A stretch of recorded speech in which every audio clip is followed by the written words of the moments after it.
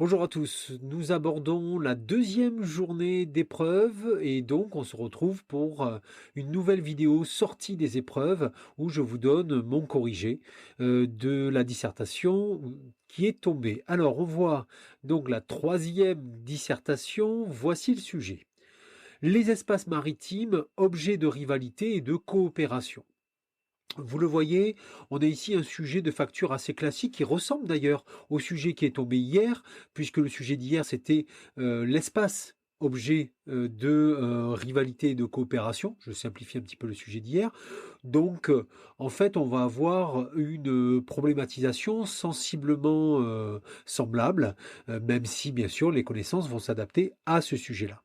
Donc je vous propose ma problématique. Comme d'habitude, dans les commentaires, n'hésitez pas à mettre les vôtres, ça permet d'échanger. Dans quelle mesure les espaces maritimes sont-ils devenus un enjeu géopolitique au cœur des relations internationales?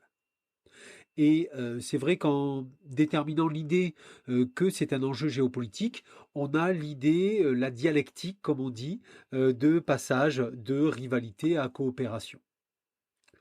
Le plan ici est un plan assez simple, mais qui répond, je pense, parfaitement au sujet. D'abord, en première partie, on aurait pu voir les océans, des enjeux de puissance. Essentiellement la thématique des rivalités ici. Avec un premier argument d'abord sur des rivalités qui sont anciennes. Vous auriez pu évoquer des thalassocraties anciennes, c'est-à-dire des dominations de puissance basées sur la maîtrise des mers. On pouvait citer bien sûr la Ligue de Délos d'Athènes, on pouvait citer l'Empire carthaginois, l'Empire romain, puis ensuite à l'époque moderne, l'invincible armada espagnole. Et puis au XIXe siècle, la Royal Navy britannique qui contrôle l'ensemble des océans de la planète. Ensuite, on pouvait voir que les rivalités se réactivent aujourd'hui face à de nouveaux enjeux géopolitiques et économiques. On pouvait ici essayer de mettre en avant l'importance, la nouvelle importance en quelque sorte économique des océans, notamment qui sont pourvoyeurs de ressources et donc porteurs de rivalités. Voyez les récents problèmes de quotas de pêche, de conflits dans les ZEE. Et puis également l'idée de territorialisation des océans, et celle de dissuasion nucléaire et de projection, de force de projection maritime, qui permet bien sûr à un État, une puissance d'intervenir sur tout théâtre d'opération. Euh, En 3, on pouvait éventuellement faire une étude de cas en quelque sorte, c'est-à-dire développer un exemple plus précis.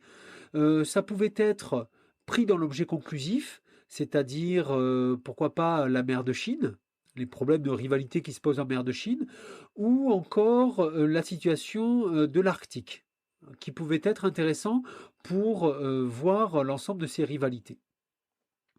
Dans un deuxième point, on pouvait voir les océans qui connaissent de nouvelles dynamiques de coopération.